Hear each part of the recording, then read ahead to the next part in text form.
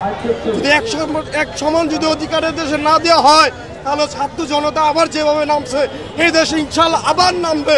কোনো সরকার যদি স্বৈরাচার হয় আমরা ইনশাল্লাহ ছাত্র জনতা নিয়ে সাধারণ জনগণ নিয়ে তাদেরকে আবার প্রতিহত করবো আমরা ইনশাল্লাহ। এই দেশে আমরা কারো এই স্বৈরাচার শাসক আমরা কাউকে করতে দিব না।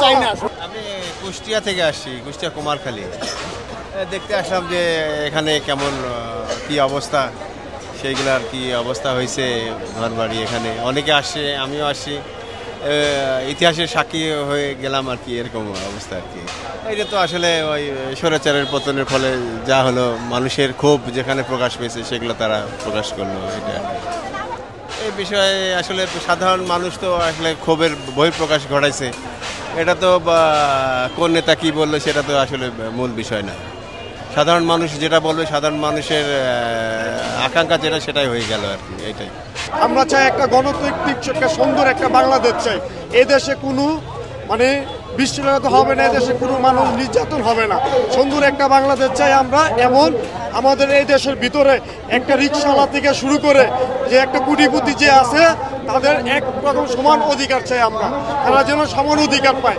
একটা রিক্সাওয়ালার ছেলে অনেক কষ্ট করে তার একটা রিক্সাওয়ালা ছেলেকে সে মানুষ করে, কিন্তু রিক্সাওয়ালার ছেলে টাকার অভাবে সে পড়ালেখা করতে পারে না, তাও কষ্ট করে পড়ালেখা করে, তারপরে সে চাকরি পায় না। পাইকারা যাদের ক্ষমতা আছে ওরা চাকরি পায়।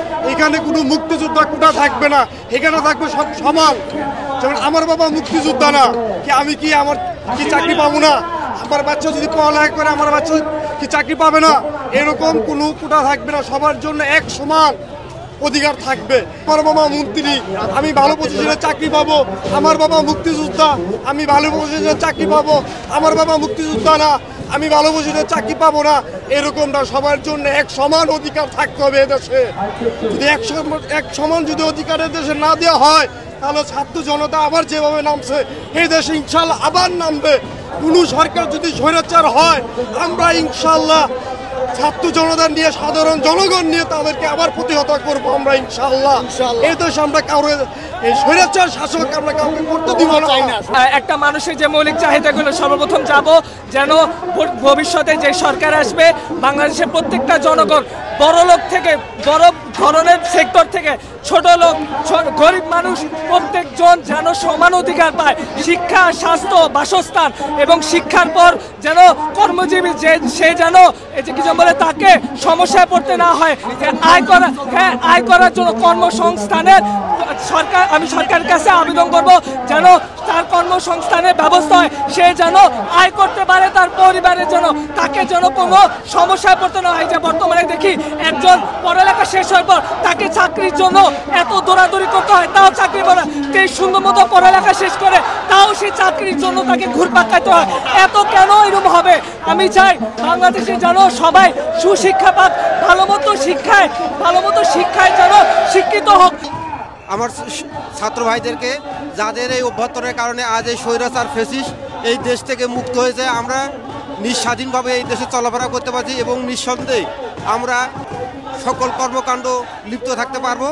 এবং সেই সাথে আমি ধন্যবাদ জানাই প্রফেসর ডক্টর ইউনূস স্যারকে, তিনি যেন আর কোনো এইরকম স্বৈরাচার ও ফ্যাসিস্ট সরকার যেন সৃষ্টি না হয় সেদিকে দৃষ্টি রাখাচ্ছে। এবং যারা বর্তমানে ক্ষমতার লোভে বিভিন্ন জায়গায় চাঁদাবাজি, টেন্ডারবাজি করতেছে, সেই জায়গা থেকে আমাদেরকে দৃষ্টি রাখতে হবে।